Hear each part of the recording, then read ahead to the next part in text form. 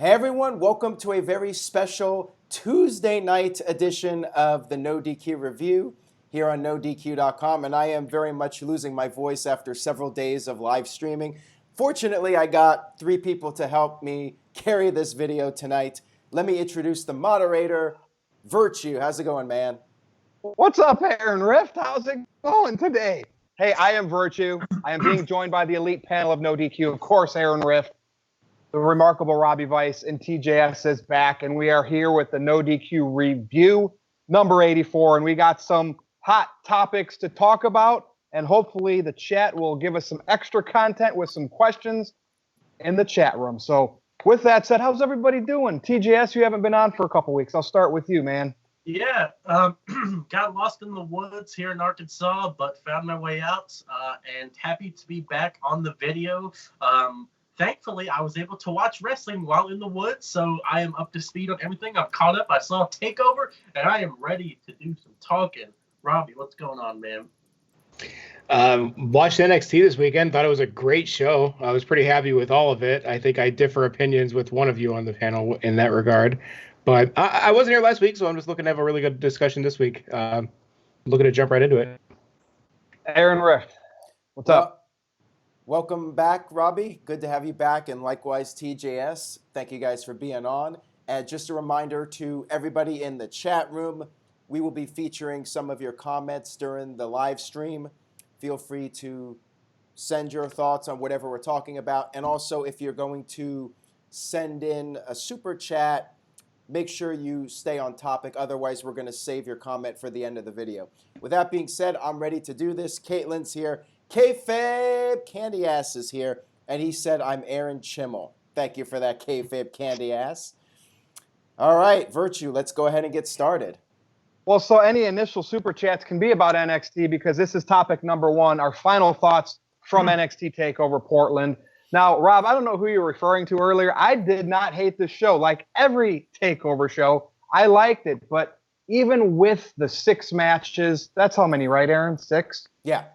And the star-studded for NXT matches that we had, I just feel like you just know you're going to get these long matches with false finishes, the crowd doing their thing, and that's fine. That's what it is. But, like, for me, I'm getting a little tired of it to where I don't know if every show is always that great.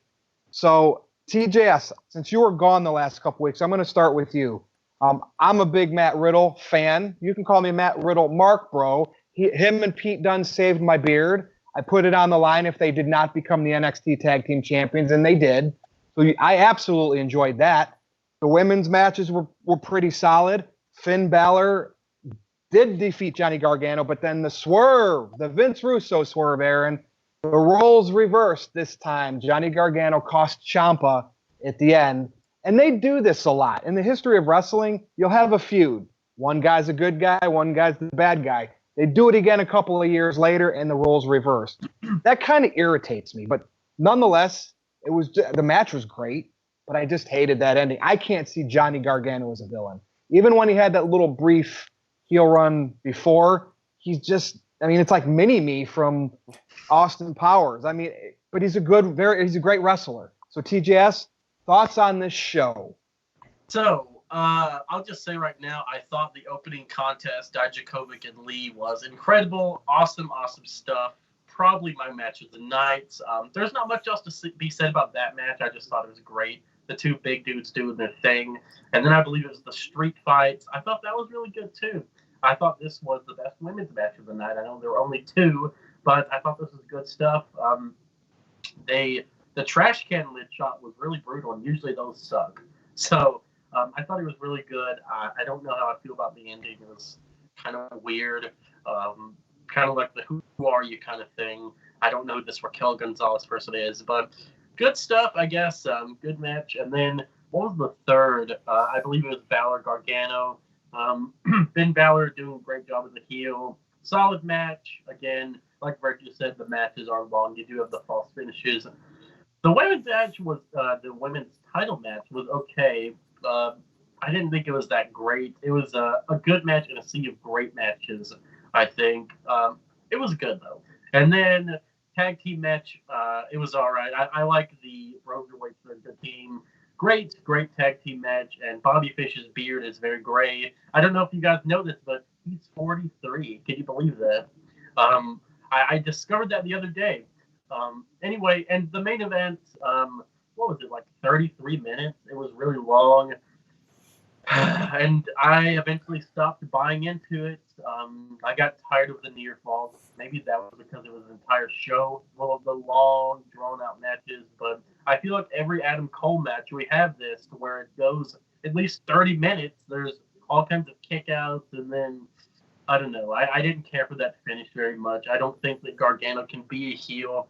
He's a babyface. When Bryan turned heel, he made it work. I don't know if Gargano can make it work. So, I don't know. Overall, I enjoyed the show, but that main event and then the women's title match, I'm on the fence about. Final grade, B+. Go ahead, Robbie.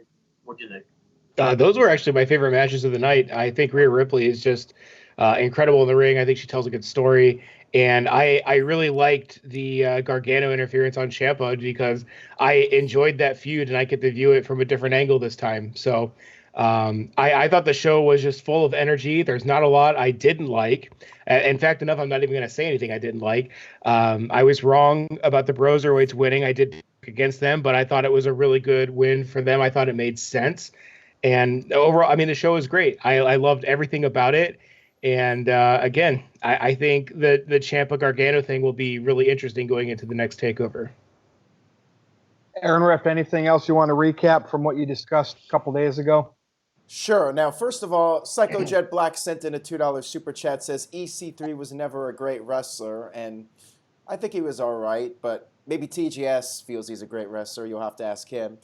Thank you for that super chat. And then Darren Frazier with a $5 super chat says, the pay-per-view was good, but the ending of the street fight bothered me. I hate when baby faces don't win because they want to hurt their opponents more. I feel like the pay-per-view was really strong. One of the best NXT pay-per-views of all time. As far as Johnny Gargano turning heel goes, I think that we'll just have to wait and see how it plays out. Maybe he could pull it off, you know. Daniel Bryan did a great job. Sami Zayn has done a great job as a heel. I'm not going to rule it out. He might be able to be really good as a heel. I'm hoping they'll do something like a Hell in the Cell for WrestleMania. I saw people talking about that on Twitter, and I'm like, what else can you do with these guys that hasn't been done up to this point? I think Hell in a Cell would be perfect. Hell in a Cell would be perfect because that, in the day, used to be the match to settle a grudge.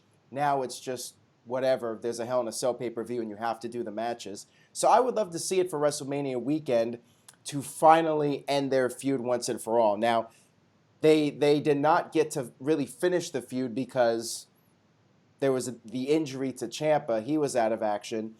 So I'm hoping we'll get to see a final blow-off match that settles their feud once and for all. And maybe Gargano's going to be a shade of gray because, you know, after all, Ciampa did screw him over to get the feud going in the first place. So we'll see what they do. We'll see what the follow-up is. And, yeah, it was a great pay-per-view. I could see some of the criticism and understand it with the constant kickouts and near falls. Maybe it was overdone a little bit. But overall, I really enjoyed the show. And to me, it was a very, very exciting 2.5 to 3 hours from start to finish. Now, Psycho Jet Black left another $2 super chat, and then we'll let TJS chime in.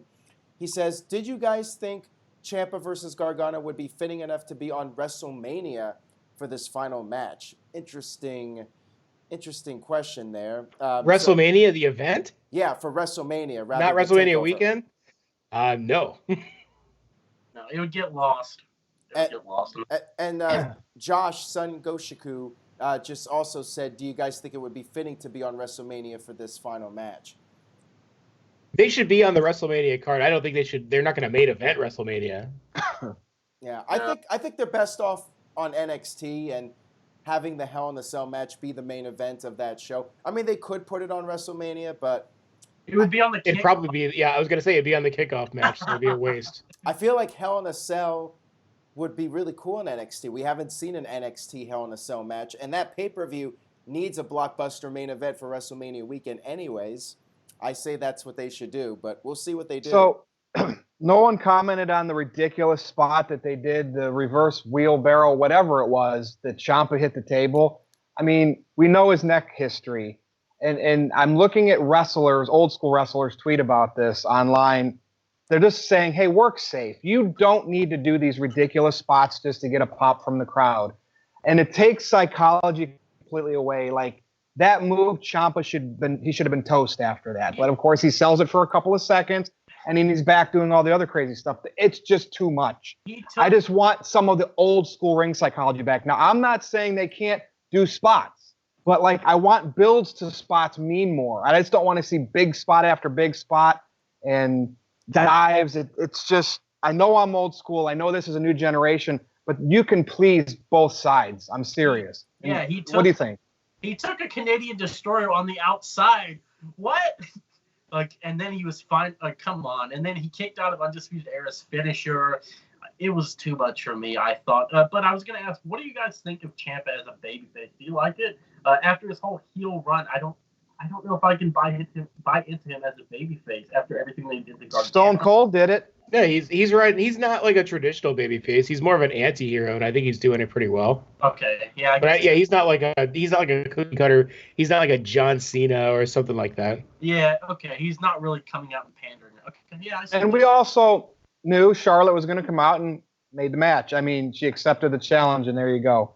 The winner of the Royal Rumble. Now, at least they're trying to make Charlotte be the pivot point to try to make NXT seem like its third brand, because she's actually mentioned that now. So this is good. I mean, again, everybody knows my thoughts from her winning the Rumble and the NXT, but at least they're using her to make it seem like this is a third brand now. So we'll see what happens between now and WrestleMania. And also, like all these false finishes and kickouts, that should be done once a year.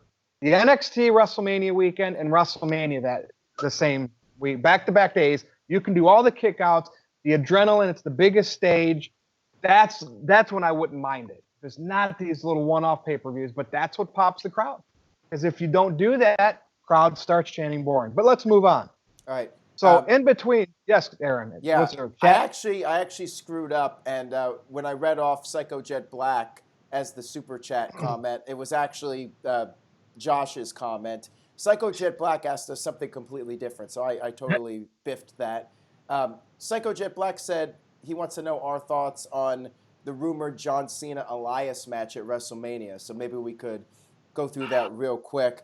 I'm not really the biggest fan of it because I feel like Elias is doing well as a babyface, and are you going to turn him heel again to do this match? Like, if John Cena is going to wrestle again, I always say this. This is like my new catchphrase. Go big or go home. John Cena should be coming back for a big blockbuster match, and unfortunately, I don't think Elias is that guy. But Virtue, I know you've been a big Elias supporter. What are your thoughts?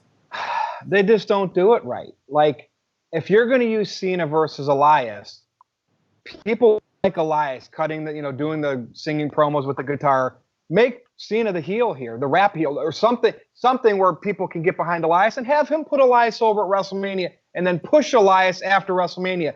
Hulk Hogan, Andre the Giant, right? Stuff like that. Ultimate Warrior Hulk Hogan. You just don't see it. Macho Hulk Hogan.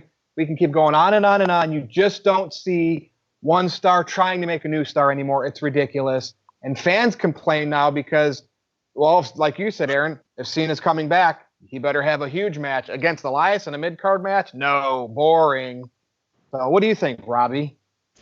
I agree with you to an extent. I think it could be great for Elias to see him go against someone like John Cena. That could really build someone's legacy. That could be the beginning. That could be a building block that he builds his career from. It just depends on what they do after that. Because if they do nothing and have him do, kind of whatever Elias has been doing, whether it be heel or face, then what was the point of even having Cena when you could have had him against somebody else to draw more money? So I agree with you 100%, Virtue. Whatever they do after the fact, after the match, that's what's going to determine whether it's a success or a failure.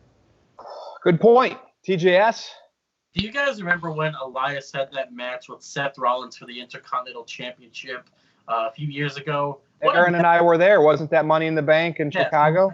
Yeah, what a damn match. And now I feel like ever since then, Elias has just been kind of on a downward slope. I feel like that was the moments of his career, and now I don't know. I like that he's babyface again. Don't get me wrong, but for Cena, I want Cena versus The Fiend for the title. That's me.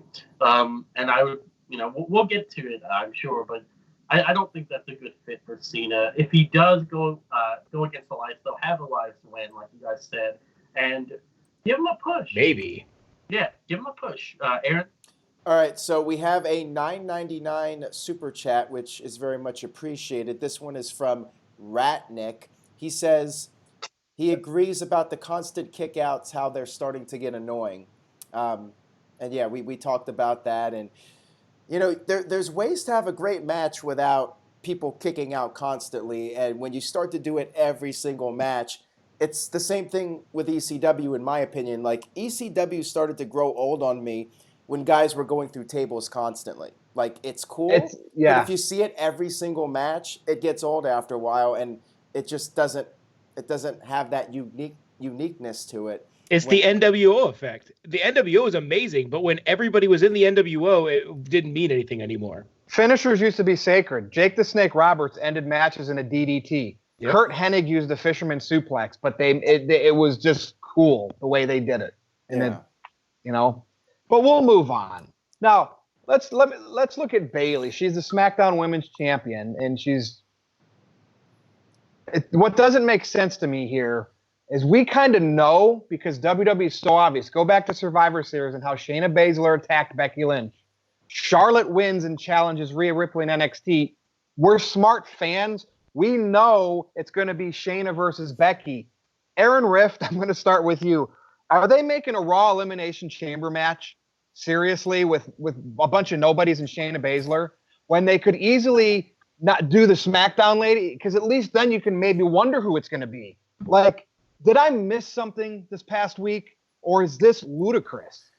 Yeah, I agree. Shayna doesn't need it, and I think Bayley's match needs it way more. Bayley needs a big challenger, but unfortunately, Bayley herself hasn't really been booked very strongly as a credible champion.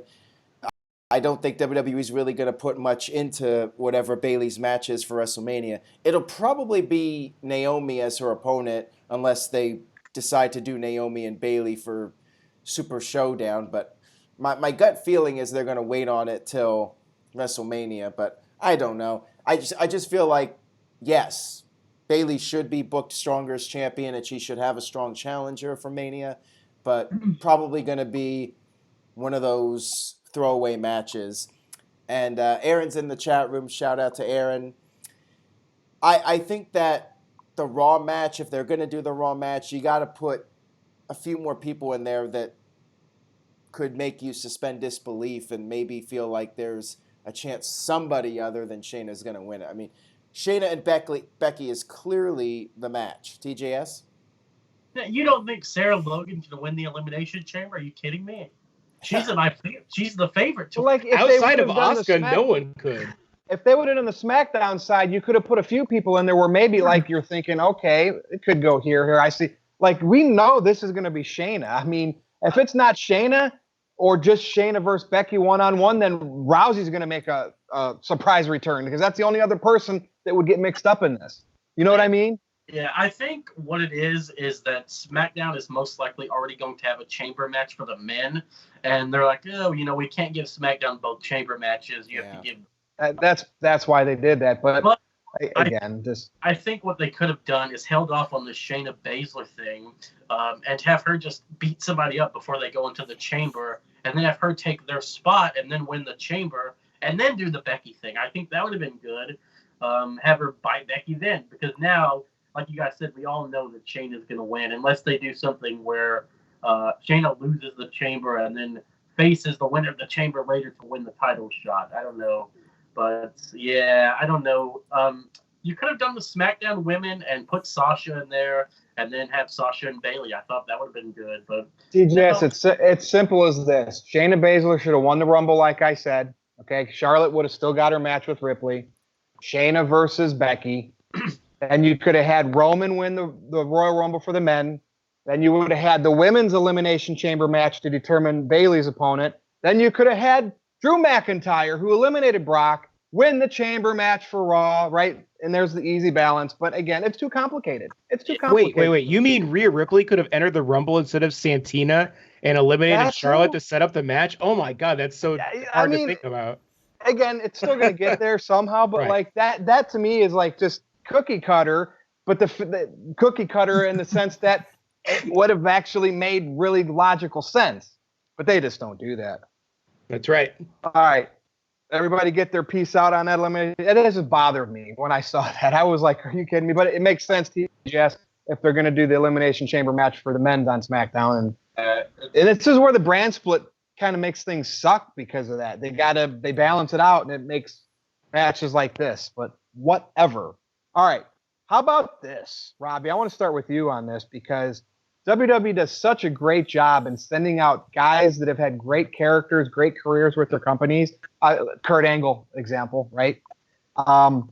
John Moxley, Dean Ambrose. I mean, he was there for a while, but you kind of saw how they sent him out. And of course, Matt Hardy. I mean, look at all the stuff he did with Jeff, TLCs, just all of that good stuff. And they actually wrote him off TV supposedly and then brought him back one more week just to get that last, like, we're going to bring your stock down because we know you might go to the competition. And yeah, does Randy Orton we know he's sadistic. Does he need to kill Matt Hardy on TV? No. Like, what's your thought with this? Like, I wish I'd rather see Christian, like, Matt Hardy was like against Edge because of everything with Lita. Yeah. So like, that's why I'm not buying into this. When Christian would mean more to me if he was in that role. But what do you think? I kind of like it, man. I actually I disagree with you. I think it was good because, and from every old school person I've ever either read about or whatever, they always say when you leave, you go out on your back. You always go out and put people over. We don't have to like it. Last week. He did. You're right, and he did it again.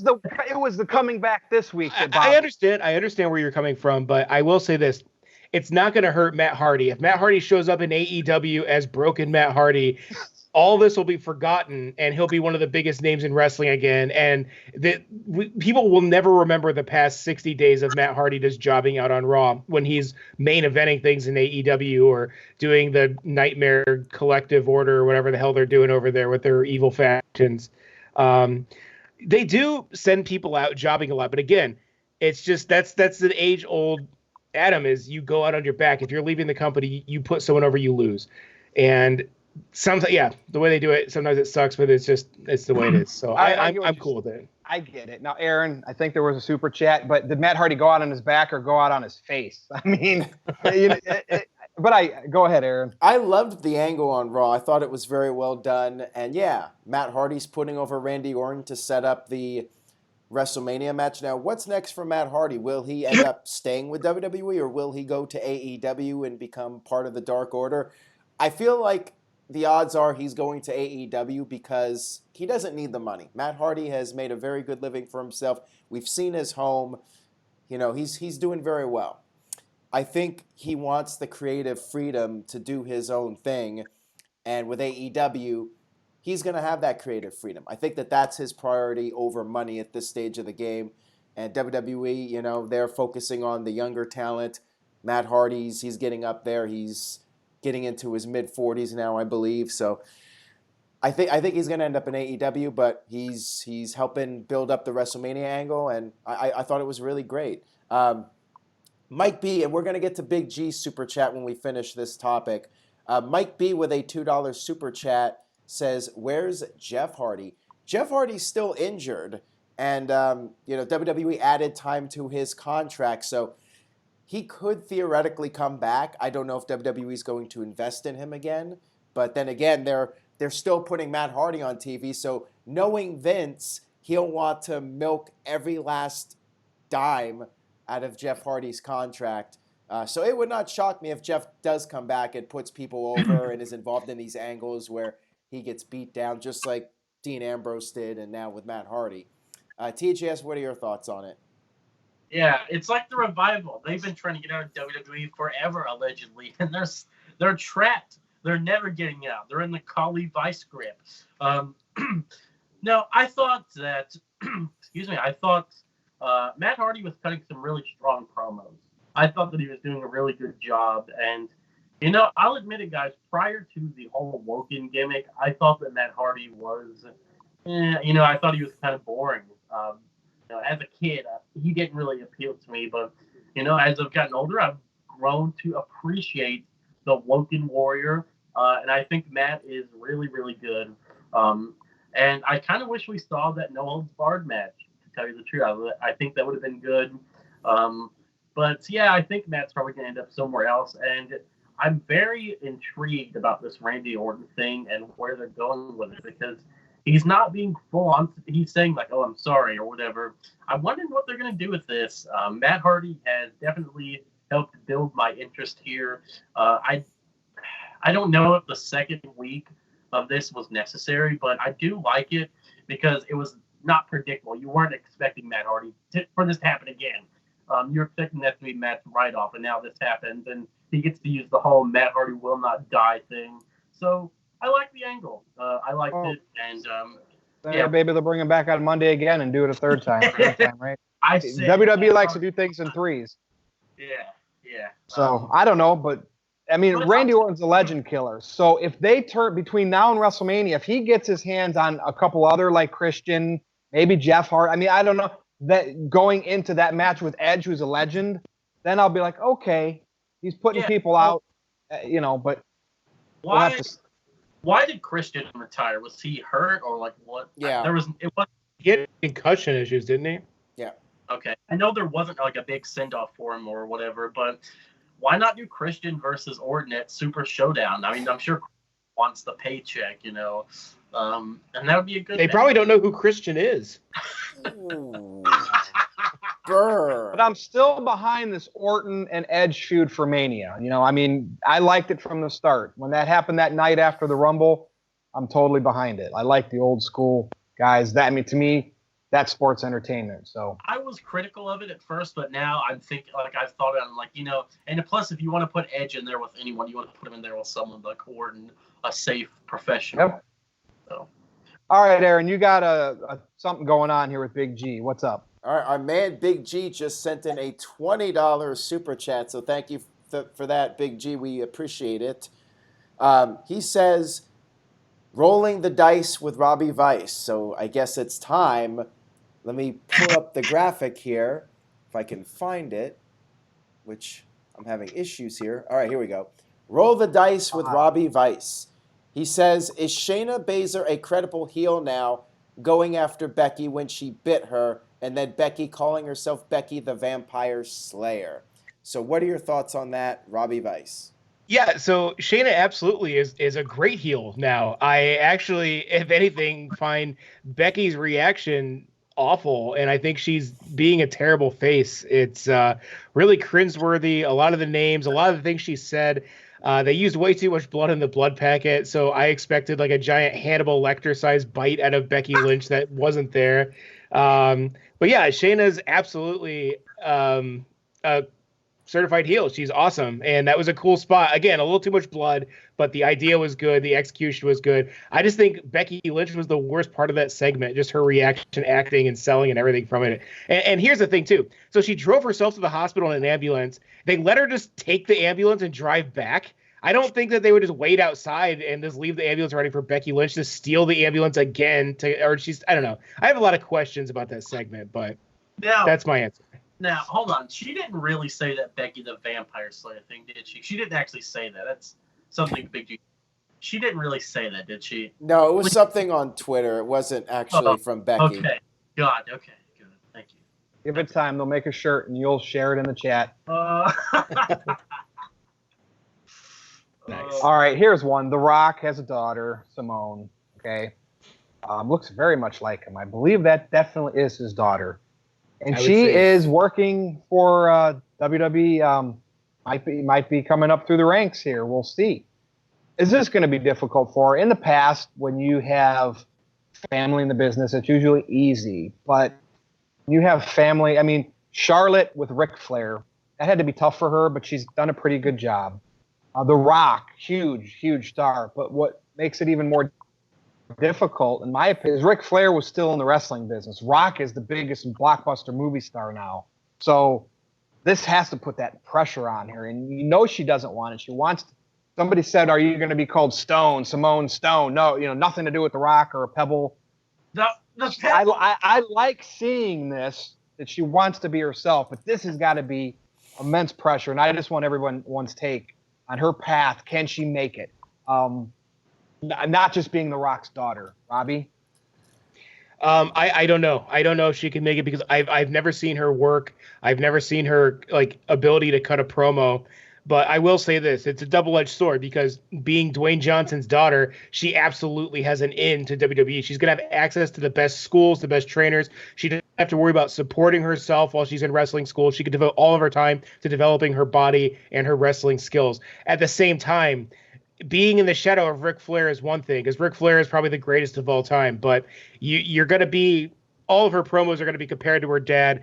Whoever's writing for her, if they try to write promos like The Rock would deliver, she's going to have a hard time. But it kind of feels like the way they're introducing her is similar to how they introduced Rocky Maivia, who would constantly receive the chance, die, Rocky, die. So I really hope they don't try to make her this mega baby face who talks about her dad, because she will be hated. The fans will crap all over her just like they did Rocky Maivia.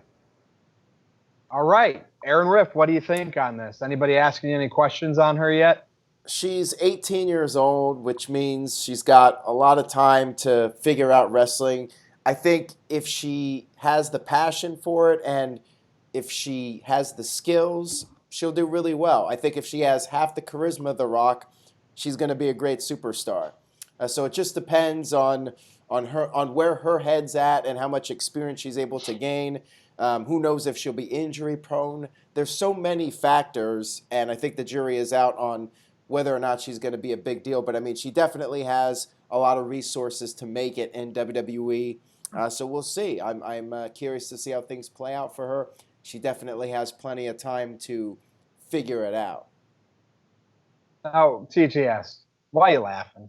Why are you being unprofessional? The Pebble. No, tell me, because it's your turn. The Pebble. That's what I'm... Anyway, that should be her name. But so here's the thing about this. I don't know what you guys do in the mornings or whatever, but yes. But my grandpa always has the news on in the mornings, and I saw this Simone Johnson signing on the news, which is rare. You don't really see a lot of wrestling stuff in the news, so of course this is going to draw some eyeballs to the product. I think. I believe she's the first ever fourth generation superstar, which is huge. And I think she's coming in at a really good time because we see how WWE is treating the women now. And, any person that comes to WWE, any woman is going to have that chance. And she really hasn't advanced since she's The Rock's daughter, like you guys said. But I just hope that they don't treat her like... Roman Reigns. They don't do...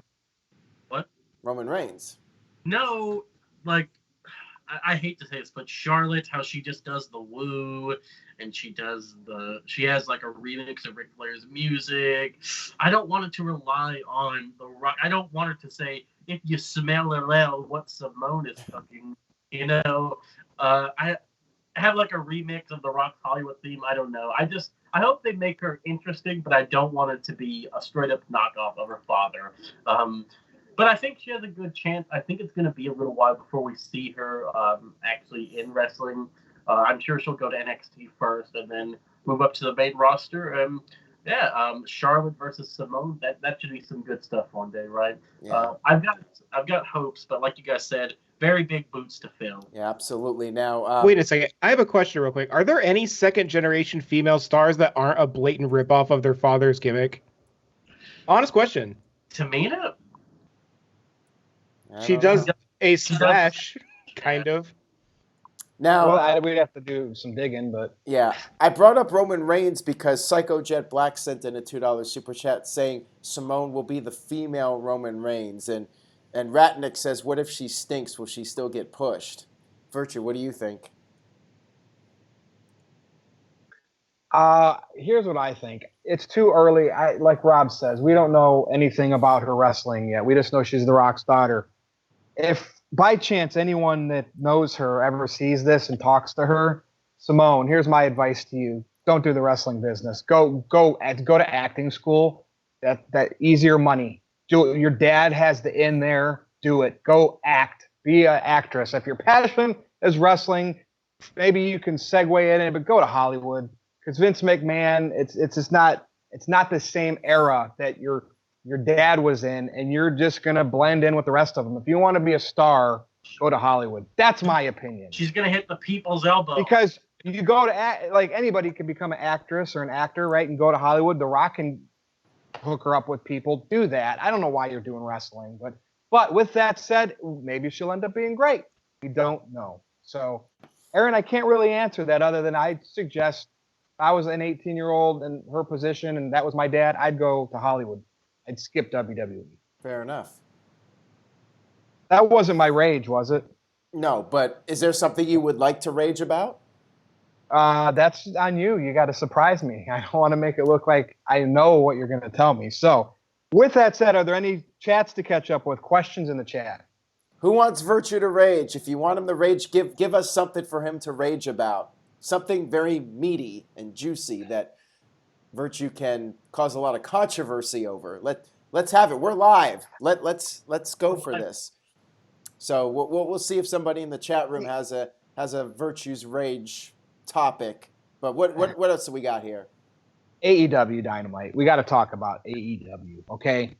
So some of the things that have happened since we've last got together doing a review is I don't think the Nightmare Collective is anymore. At least they're making it look that way because Awesome Kong is out, right? She's going to do Glow. They did an injury angle. Brandy is all of a sudden trying to be Cody's Miss Elizabeth, which is probably what should have happened from the beginning. Hager is going to be finally wrestling Dustin Rhodes. I'm looking forward to that. That's old. I mean, Hager's not as old school as Dustin, but like to me, that's a match I can get behind. And of course, Robbie Vice, who is the new AEW Women's Champion. It is one Nyla Rose. Okay. Right. Yeah. And so I just want to catch up on AEW. Could we talk about Jericho, Cody, what we like, you know? We talk about what we don't like. Has anything changed for any of us since then? And before I give my piece, and maybe this will turn into a rage at some point, Robbie Vice, everybody loves listening to your AEW takes. What's going on, man? AEW's been pretty uneventful outside of a few spots for me. I mean, it hasn't been bad, but nothing's really stood out. The lashing thing that happened was good TV. I like that. Riho has been awful, so I'm glad to see Nyla Rose as champion because she should have been champion the whole time. Her or Kong should have been fighting for that title in the first match to make it a big deal.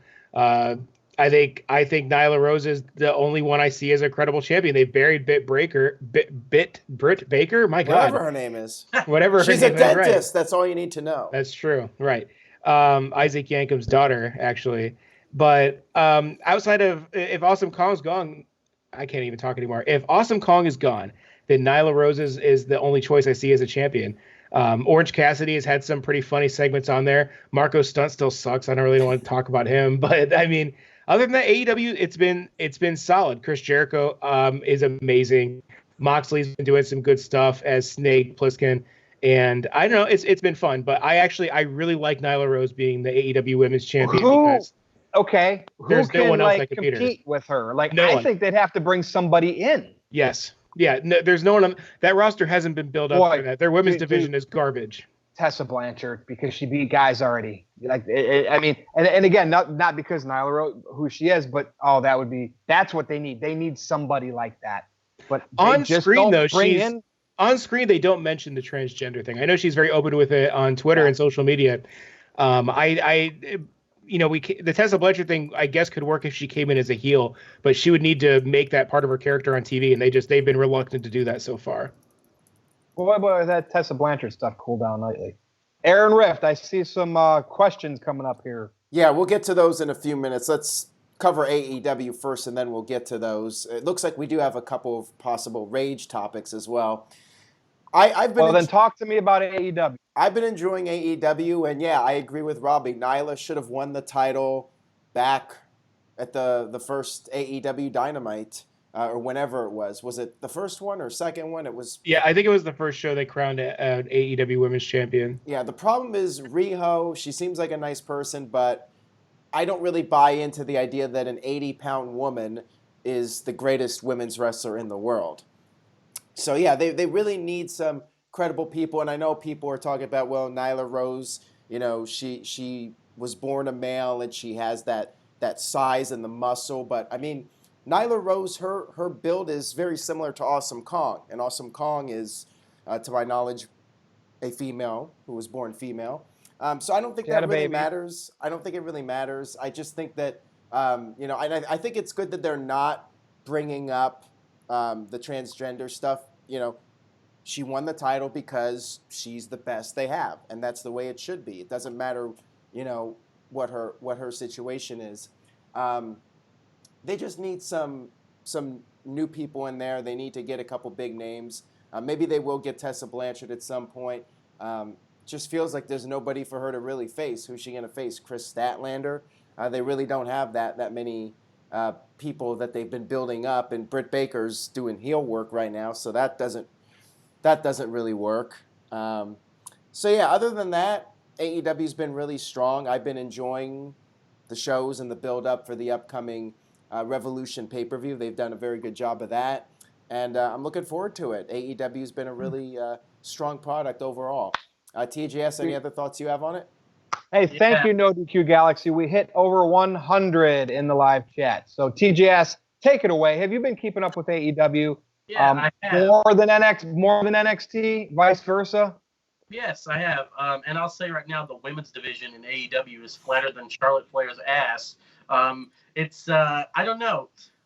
It's like you guys said, there's no one really there besides Nyla Rose that's a believable champion. Riho was, oh man, that title reign was a joke.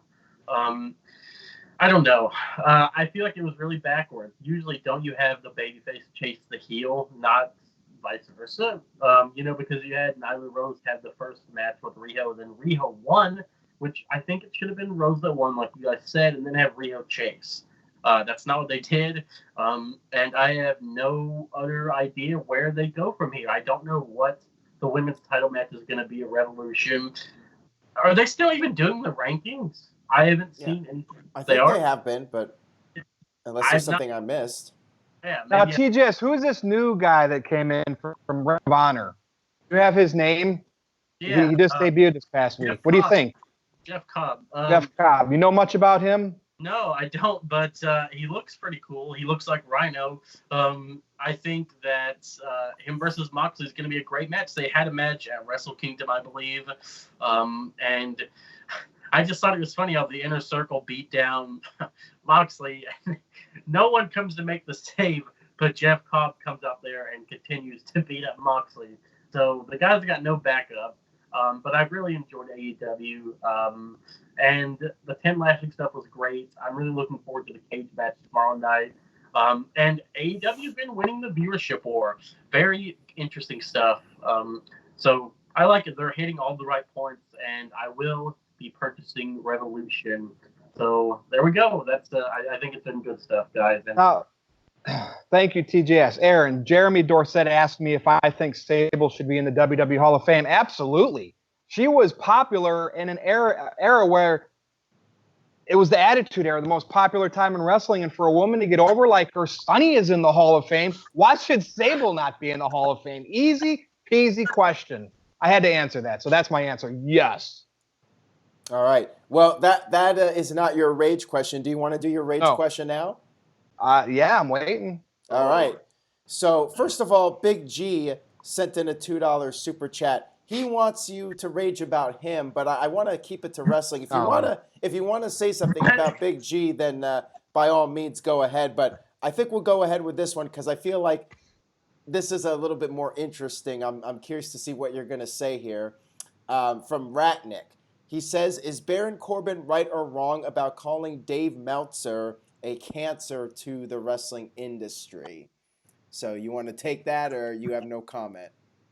The heel character of Baron Corbin is absolutely right to do whatever he wants on any platform he wants, because he knows the Dave Meltzer fans who like Kenny Omega, who like Riho, that type of wrestling, will never like him. So why would Baron Corbin not take down their king by saying that he's a cancer? So here's the thing. Dave Meltzer is a extreme wrestling fan that has found a way, like Aaron Rift, to make money by discussing wrestling. And there is absolutely nothing wrong with that. Aaron Rift doesn't pretend he's in the business, though, like one good old DM does. That's the difference. Okay, and that's why Baron Corbin, I believe, had the right to say that. But Meltzer has sources. Does that make him part of the business? He just can't own up to being a fan. That's the problem with Dave Meltzer. And it pisses certain workers off. Baron Corbin. Look at the whole stuff that just recently happened with Jim Cornette and Dave Meltzer. Meltzer just doesn't know how to take criticism when people don't agree with his opinion. You might say, well, Virtue, neither do you. I agree with a lot of people. I hardly ever see Dave Meltzer agree with anybody against him. There's just a few trolls I really like to, that's my gimmick. But Meltzer, like, when you disagree with him, it's just, you're the stupidest person in the room. You know what I mean? I at least try to get entertainment value back and forth when I don't like someone's opinion. But Meltzer, he's very crafty at what he does. Maybe he's the smartest guy in the room. I don't know. He's making a lot of money talking about wrestling. That's true. He has a huge fan base. But is he on AEW's payroll? I mean, God, doesn't it feel like it sometimes? I defended that guy for years, dude, and he just does some crazy mental gymnastics to just everything AEW does is great. Everything at the Tokyo Dome is a +5 stars. Like, it's been pretty bad the past 6 months. Yeah. So, you guys said, is he the smartest guy there? But he's not the cleanest. Have you seen his office? Anyway, I just want to bring up. I call him Rain Man, and Vince Russo and some of the guys on his channel said this too. I've tutored autistic kids. They're just phenomenal with numbers and math, but they get so obsessed over things. Dave Meltzer is obsessed over professional wrestling. Yeah. He's got tendencies of autism, and maybe he does, maybe he has it, maybe he doesn't. But that's why I always give him a break. He loves what he does, and yeah. You can't get mad at people like that. Just love something so much. You can't. Hey, TGS, let's see your room. My room is very clean. Is that so? I want to mention really quick. Let's see it. It's over there. 6-star Dave from NoDQ CAW. Just this hilarious line that Aaron wrote. Plans may change, but his dominance won't. Oh, God. Okay. He just never wants to be wrong. And that's, you have to take ownership of being wrong when you're wrong.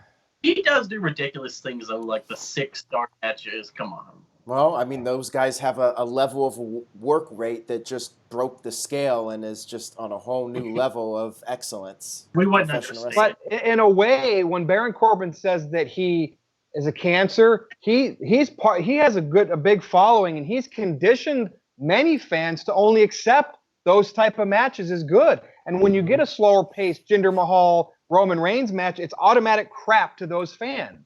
Even if it's just a solid old school wrestling match with headlocks, they'll never. And I get people saying wrestling's evolved. It's 2020. It's not the Attitude Era. It's not the Golden Era. All along, I've said, can't we have a mix of both? Can't everybody be happy and satisfied? Why does everybody have to be on one end of the spectrum or the other? And Meltzer's creating that one end of the spectrum. I don't like that. Yeah. Well, good rage there, Virtue. I thought that was very well said. Now, I do want to get to a couple of these other super chats real quick. Right. And yes, TGS is in his bathroom right now. That is his filming location. Detective Mocha sent in a $2 super chat. He says, Jeff Cobb is from Lucha Underground. He is a beast. Well, we'll see. We'll see what he brings to the table on AEW Dynamite. For a lot of us, this will be our first time seeing him in action, but I've heard some good things about him. Now, Mike D sent in a $5 super chat. I guess we could talk about this, and then we'll get to Psycho Jet Black. Mike D said, now that the British Bulldog is going into the WWE Hall of Fame, reportedly. There's only one left to go in from the Hart Foundation. Owen needs to go in. It's way overdue. Agree on that, but I think that that's going to come down to Martha Hart and if she allows it to happen. But I think we would all love to see Owen go into the Hall of Fame, and hopefully it will happen one day. It's Psycho Jet Black sent in a $2 super chat. Says, what's the point of wrestlers complaining about their spots on Twitter only to re-sign with WWE? By re-signing, it kills off any interest in them and people stop caring about them, i.e. Ziggler. I think it's just a way to use leverage and get people talking and all that stuff and create that speculation. Any other comments from any of you guys about that? You want to move on? Money. Yep. That about sums it up. It's all about the money, as Vince McMahon likes to say. All right, what do we got next, Virtue? That was it. I mean, that was the main event. So here's what I'm going to do. Did we cover, did TGS get his segment today? No, we haven't. So TGS's segment is the toilet segment, since he is in the bathroom, in the toilet with TGS. So TGS, I don't know if you thought about this, but I wanted to ask you, what do you think was the worst wrestling segment of the past couple weeks? We could say past 2 or 3 weeks since you haven't been on, but to your recollection, what do you think has been the worst wrestling segment? You got something for us? Start just saying segments. I'm trying to think here. What's happened? The lashings, the Becky thing. Those are good things. Yes, I don't know. I don't know about Becky's little promo that she cut last night. Well, what about the sermon? Maybe we could talk about that. Do you think the sermon from... Oh, I'll tell you about the sermon. I love the sermon. I actually really, really, really enjoy what they're doing with this Seth Rollins character. It is incredible. So I know this is on the opposite end of the spectrum. I really loved it. I'll tell you what's going down the toilet. But first, let me continue my speaking about the sermon, I thought it was awesome. I really love what they're doing with Seth. And I know it's a bit controversial, but that's the point. He's a heel. You're not supposed to like him. Down the toilet, we get Roman Reigns versus King Corbin again. Why? Why is this happening again? You had Baron Corbin dump the drink on the fan. Why?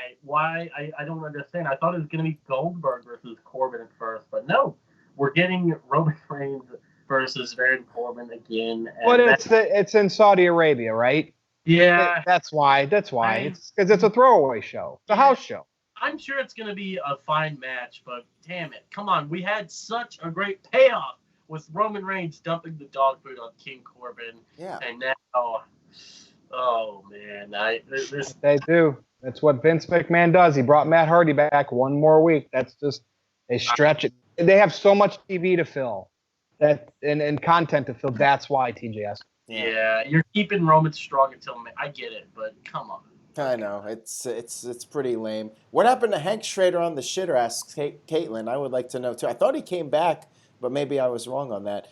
Mike D with a $2 super chat says, are you guys looking forward to AJ Styles and The Undertaker at WrestleMania, if that, in fact, is the match? Yeah, I would love to see it. Phenomenal One versus The Phenom. Virtue, what do you think? Do you think that if Undertaker is doing another match, AJ's the right guy? AJ Styles had a great match with Shane McMahon at a WrestleMania. I would see AJ Styles against anybody at WrestleMania to see how, especially if they're older or not great workers, just to see him do his magic and get them through a stellar 5-star type of match. Maybe not 5, but yeah, you know what I mean. Like, AJ's great. He's great at what he does, and I can't wait. I mean, it doesn't matter who AJ faces. That's usually one of my favorite matches on the card every time. Now, Robbie, I'll ask you, do you even think Undertaker should be wrestling at this stage of the game, or do you think that enough's enough, it's time to move on? You know, I have said in the past, I think he probably should have retired after the streak, but at this point, he's earned it. If Undertaker wants to drag his decrepit shell of a self out there and have a match, then I'm gonna watch it. I'm gonna pop for the entrance, the 7-minute entrance on the 3-minute match, and I'm gonna watch it. And I'm probably gonna bitch about it afterwards being short. But if I have to watch an Undertaker match, I would watch it against AJ Styles, who's arguably one of the safest and best workers in the business right now. So I think they could do something really special that's not going to rely on someone like Goldberg with a concussion, sandbagging himself and almost dying and killing the Undertaker. So I'm looking forward to AJ Styles. You say that fresh off of AJ hurting himself, but it was himself. It wasn't. He did it to sell for Edge, though. I mean, so that shows the guy's ability to sell. Yeah, he sold too much. I'm saying right now, AJ Styles could have a 5-star match with this roll of toilet paper. This man... Didn't Omega do that? What? Didn't Kenny Omega already do that? Probably. Didn't he wrestle like that girl? Like a 7-year-old or something? Yeah. AJ versus Undertaker would be great. And I think that's what we're getting, guys, since AJ did. He mentioned the legends. What else are you going to do with AJ? Put him in a 6-man tag at WrestleMania? Come on. I'd be happy with that match. I'd like it. I think it has, it gives me Undertaker Punk vibes. I think it would be good. All right. Cool. Aaron, you got some more chats going on here, some more questions. Yeah, Detective Mocha with a $2 super chat says, the real question, will CM Punk come back for WrestleMania? Nope. I give that a big fat no. I think if he was going to come back, he would have by now. And Mike D with a $5 super chat says, in your guys' opinion, what's the greatest NXT TakeOver match ever? That's a tough one. Maybe Johnny Gargano. Easy. Versus Tommaso Ciampa. What do you think, Robbie? I know what Robbie's going to say. Sasha Bailey. Sasha Bailey was the greatest NXT match of all time. Best build, best finish. It was just a great crescendo to that whole feud. I don't think they've done it better. They tried to recreate it with Johnny Gargano and Ciampa, and they come close, but it's never going to be the same. Do you have a pick, TJS? Yeah, Bo Dallas versus Neville from the first take. No, I think the North American title ladder match is really good. And man, I've enjoyed the War Game stuff. Does NXT UK count? Because if it does, sure. So you know what? I'm gonna say Pete Dunne versus Tyler Bate from TakeOver Chicago. That was really good. I really like Walter versus Tyler Bate. There's a lot of them. I liked Bailey Sasha, like Robbie said. But if I had to pick, it had to be one of the Gargano-Ciampa matches because I was just so invested in those. I just think it was great stuff. Or Gargano versus Adam Cole from last year's WrestleMania TakeOver. That one was definitely up there. Yeah. Oh, we got a $3.99 super chat from Ratnick. Thank you for that. He says, who will induct Kelly Kelly into the Hall of Fame next year? Oh, boy, don't even bring up Kelly Kelly. Jerry Lawler. Oh, there you go. What do you think, Virtue? Who would induct Kelly Kelly into the Hall of Fame? She's not going to make it anytime soon. So nobody. I don't even know who she was paired up. Who was she paired up with? What was the guy that she was with all the time? Wasn't she with Hugh Hefner? Tess? Was it Tess or Snitsky? I don't even remember what feud she was in or who it was. So that's a joke question. Come on. With all due respect to Kelly Kelly. By the way, my NXT match, it's hard to say greatest of all time. What defined greatest? Dave Meltzer could do it, right? Matt Riddle versus Velveteen Dream from Brooklyn. I was there. That was awesome. Pretty much anything Velveteen. The Cassius Ohno Velveteen Dream match was really good, I thought. Not Balor versus Nakamura versus Sami Zayn. Dallas. Yeah, Owens versus Zayn. There's been some good stuff. That's all I got, Aaron, unless you got some more questions. I think we covered all the topics. We've been on for about 1 hour, which is what we like to do. Oh, Mike Knox says everybody in the chat room. All right, well, let's go ahead and do the plugs. Mike Knox. All right, yeah, Kelly, Mike Knox. TJS, you start it and then pass it around. Oh, Kelly. NoDQ.com/TJS takes you to my Facebook page. Feel free to send me a friend request there. Stop sending Chris Cass friend request. And don't send his girlfriend friend request either. He thinks that's weird. It is. Guys, stop doing it. But you can send me a request. That's okay. They're going to get more now. You just advertised it. So. Shit. At NoDQ_TJS. Follow me on Twitter. And merch, NoDQ.com/merch. We got the good stuff. I don't see the backdrop in this video, but Aaron has a really sick backdrop that he does for his live his recap videos. Good stuff. Pick you up one of those. Robbie, go ahead. You guys can follow me on Twitter at NoDQVice. You could let me know, am I the smartest guy in the room or am I just a jerk?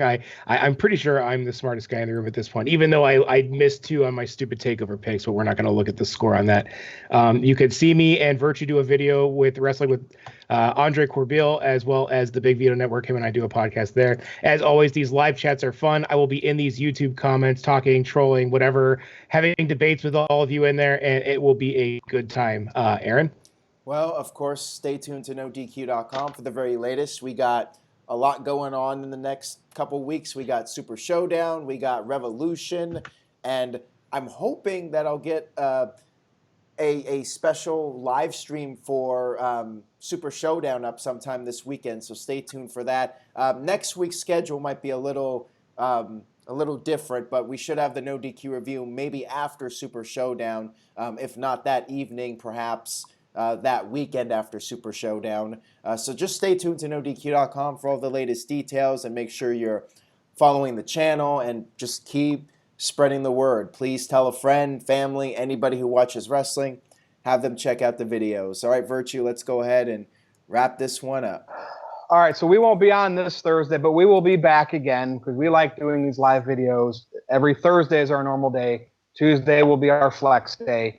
We will see the NoDQ Galaxy again next week, but I am Virtue. You can follow me on Twitter at NoDQ_Virtue. You can go to my Facebook, NoDQ.com/Virtue. When I'm not a moderator in Aaron's chat during his live recaps, you can make fake screen names and make them derogatory with my name. You're going to get blocked and banned, but hey, I must be over with the people that hate me if they spend the time to do that, but I appreciate it. Most importantly, I appreciate the entire NoDQ Galaxy. Aaron, what's up? All right, so our favorite NoDQ commenter. He cut me off. He would cut me off. Of course he would. That's his nature. Mo Camera with a $2.79 super chat. We've been waiting all night for him, so he waits until the very end to make his presence known and felt. $2.79 chat says, "Hey Baron, have you seen 3 from Hell?" My voice is going Rob to Zombie hell. movie. We know it. Aaron's not a Rob Zombie. Aaron, let me answer this for you. I know you haven't seen it yet. You're either a Rob Zombie fan. This is to anybody in general, or you're not. I mean, there's no in between. You either really like him or you really hate him. So I don't know why he would ask you, because you're a horror movie buff, Aaron. That's probably why. Yeah, you would expect me to watch a movie about horror, but no, I have not seen it. Are you cutting the Firefly Funhouse promo here, TJS? What's going on? This is like an inside joke from a couple weeks ago where I don't know if it was the same guy, but they super chatted Aaron and said, "Hey," so I super chatted Aaron this recently, and he's like, "Oh, what a funny guy." No laughing. I see an inside job going on here. Oh. I think we found out who that guy is. Yeah, all right, TGS.exe has stopped working, so Virtue, let's go ahead and sign us off. For this great NoDQ Elite team of Robbie Vice, TGS, and Aaron Rift, I am Virtue. Thank you for watching NoDQ Galaxy. We will be back again next time.